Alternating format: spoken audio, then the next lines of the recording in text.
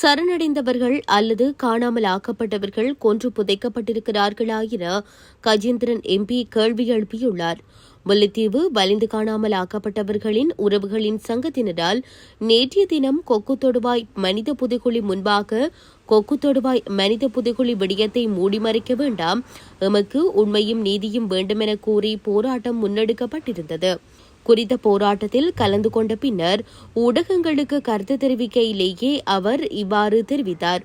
தொடர்ந்து கருத்து தெரிவித்த அவர், கொக்கு தொடுவாயில் கடந்த வருடம் ஜூலை மாதம் மனித புதைக்குழி கண்டுபிடிக்கப்பட்டதை தொடர்ந்து இந்த இடம் போலீசாருடைய நீதிமன்றத்தினுடைய கட்டுப்பாட்டுக்குள் கொண்டுவரப்பட்டு அகழ்வு பணிகள் இடம்பெற்று 52 உடலங்கள் கண்டுபிடிக்கப்பட்டிருந்தது.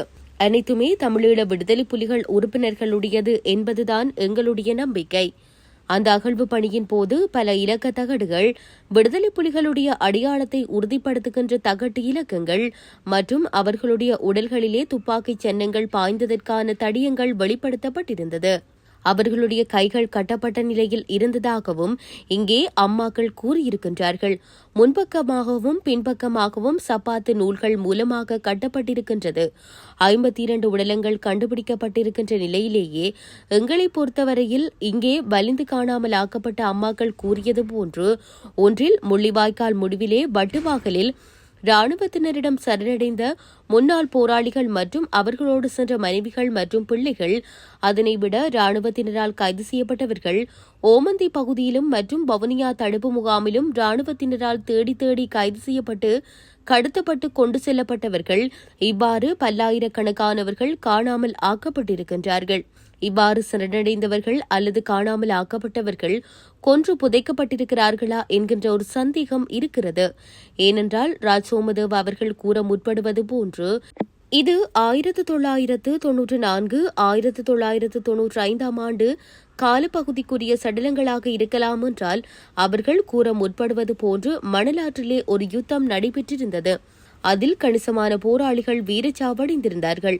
அது அவர்களுடைய உடல்கள்தான் என கூறுவதாகவே அவர்களுடைய கதை இடம்பெற்றிருந்தது. அவ்வாறாயின் கைகள் கட்டப்பட்டதற்கான வாய்ப்புகள் இல்லை. இறுதிப் போரிலே சரணடைந்தவர்கள்தான் சித்திரவதைக்கு பிற்பாடு கொல்லப்பட்டு புதைக்கப்பட்டிருக்கிறார்கள் என்பது எங்களுடைய சந்தேகம். காணாமல் ஆக்கப்பட்டவர்கள் தொடர்பான மரபணு பரிசோதனை கூட சர்வதேச சமூகத்தால் பொறுப்பெடுக்கப்பட்டு முன்னெடுக்கப்பட வேண்டும். உள்ளக பொறிமுறைகளில் நம்பிக்கை இல்லை. உள்ளக நீதி கட்டமைப்புகள் மீது நம்பிக்கை இல்லை.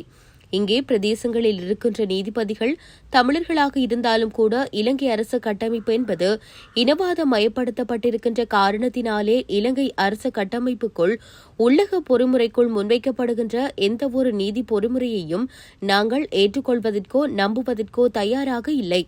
ஒரு முழுமையான சர்வதேச பக்கச்சார்பற்ற விசாரணை நடத்தப்பட வேண்டும் என்று நாங்கள் மீள மீள வலியுறுத்துகின்றோம் என அவர் தெரிவித்துள்ளார்.